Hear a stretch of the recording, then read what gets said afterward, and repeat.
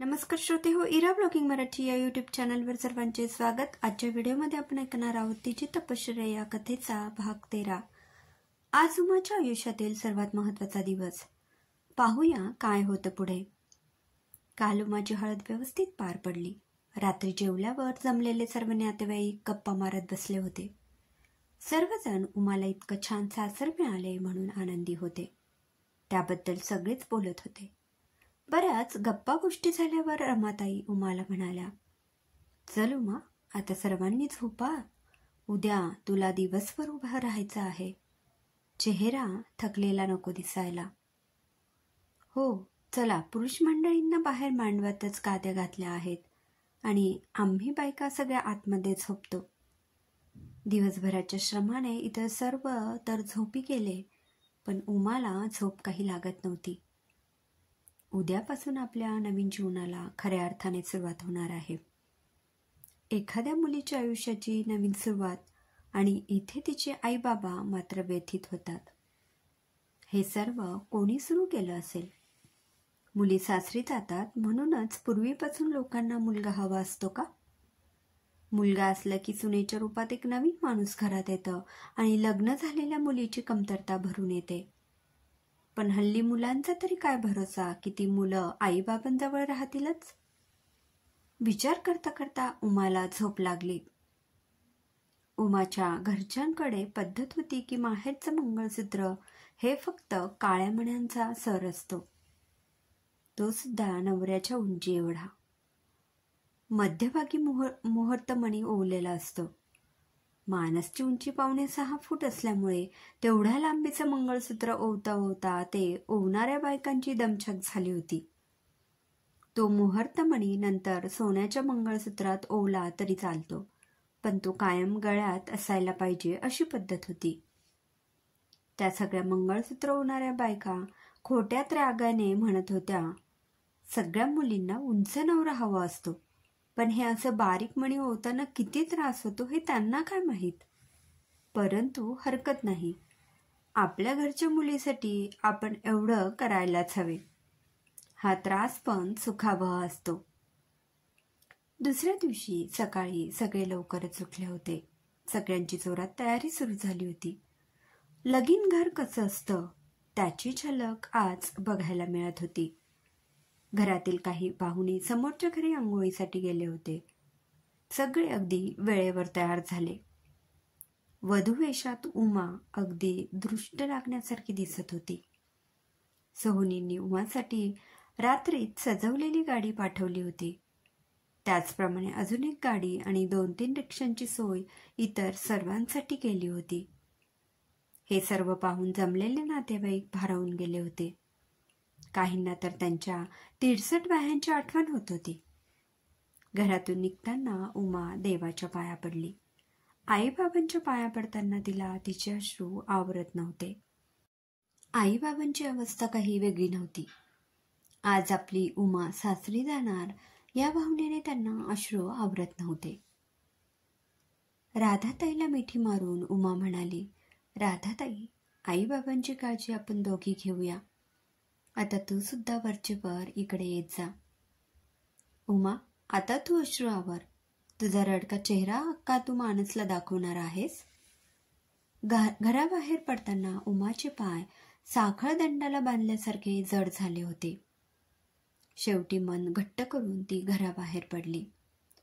गाडीत बसताना ती बळून बळून आपल्या घराकडे पाहत होती। हा क्षण जेव्हा प्रत्येक मुलीच्या आयुष्यात येतो तेव्हा तिच्या मनाची अवस्था एक विवाहित स्त्रीच जाणू शकते, कारण ती सुद्धा या प्रसंगातून गेलेली असती।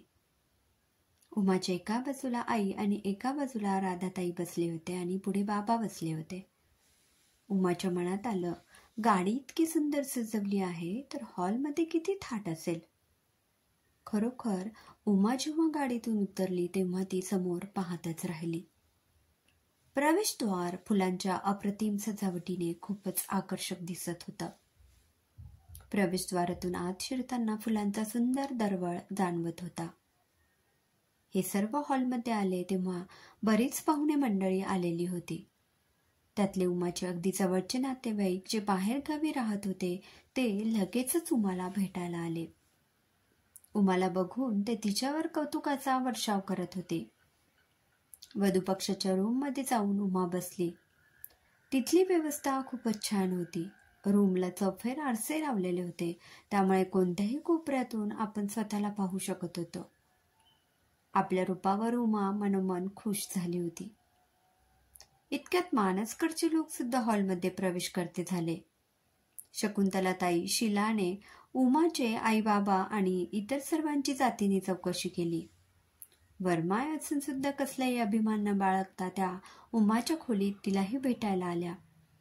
उमाच्या पाठीवरून हात फिरवत तिला धीर दिला आणि तू खूप सुंदर दिसतेस असं म्हणून डोळ्यातील काजळाचं तीट तिच्या कानामागे लावलं. त्या भेटायला आल्यामुळे उमाला खूपच भरून आलं. मुहूर्ताची वेळ जवळ आली होती. सुलभाने उमाच्या चेहऱ्यावर मेकअपचा एक हात फिरवला आणि तिला सांगितलं, आता अजिबात डोळ्यात अश्रू आणायचे नाहीत. उमाच्या मनात आलं, असं कोणी सांगून अश्रू रोखता आले असते तर किती छान झालं असतं. अजून माणसांच्या भावना यंत्र काबूत आणू शकत नाही. मंगलाष्टकं सुरू झाली आणि उमाच्या हृदयाची धडधड वाढू लागली. थोड्याच वेळात गुरुजींनी पुकारा केला, नवऱ्या मुलीला घेऊन या, आणि उमाचा मामा उमाच्या हाताला धरून स्टेजकडे घेऊन जाऊ लागला. उमाच्या मनात नवीन आयुष्याची सुरुवात होणार म्हणून खूप उत्सुकता आणि त्याच वेळी एक अनामिक दडपण मनावर जाणवत होतं. उमाला अंतरपाटाच्या या बाजूला उभं करण्यात आलं.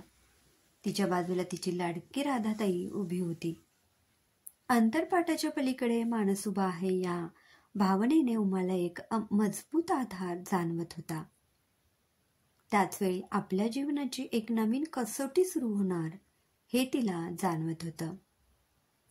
शुभमंगल सावधान गुरुजींनी म्हणताच अंतरपाट दूर झाला. क्षणभरच उमाची आणि मानसची नजरानजर झाली. उमाने नजरेनेच मानसला सांगितलं, मी माझ्या निर्णयावर शिक्कामोर्तब केला आहे. मानसने मंद स्मित करत मान हलवली. वधूवराने एकमेकांना हार घातल्यावर शकुंतलाताईंनी त्यांच्या तोंडात पेढा भरवला, औक्षण केलं. दोघांचं डोकं एकमेकांच्या डोक्यावर हलकेच आपटलं. रमाताईंनीही पण औक्षण केलं. लग्नानंतरच्या सगळ्या विधींमध्ये उमा रमलेली होती. ती त्या सर्व विधींमध्ये खूप उत्स्फूर्तपणे भाग घेत होती. विधींमध्ये मानसचा तिला नकळत स्पर्श होत होता आणि ती त्या स्पर्शानेही मोहरून जात होती. मानसने तिला मंगळसूत्र घातलं. इतर सर्व विधी झाले. सप्तपदी विधीच्या वेळी सप्तपदी चालत असताना उमाच्या मनात आलं, ही सर्व वचनं सगळ्याच संसारात पाळली जात असतील का? दोन्ही बाजूंनी राजी असलेल्या वधू आणि वर यांच्यामध्ये पण काही काळानंतर तितकेसे चांगले संबंध राखले जात नाहीत. त्यावेळी ही वचनं केवळ वचनच राहत असतील, नाही का? उमाच्या मनात आलं, लग्नविधींची सुरुवात तरी कोणी केली असेल? खरं तर त्यांनी तजवीज ठेवायला हवी होती की 6 महिने पत्नीने पतीच्या घरी राहायचं आणि 6 महिने पतीने पत्नीच्या घरी राहायचं. ह्या विचाराने उमाला खुदकन हसू आलं. आपण किती बालिश विचार करतो. आता पुढचा विधी होता वराने वधूचं नाव बदलण्याचा. मानस उमाचं नाव काय ठेवतो पाहूया पुढील भागात. क्रमशः लेखिका सीमा गंगाधरे. श्रोते हो, कसा वाटला कथेचा हा भाग कमेंटमध्ये नक्की कळवा. पुन्हा भेटूया कथेच्या पुढील भागात. धन्यवाद.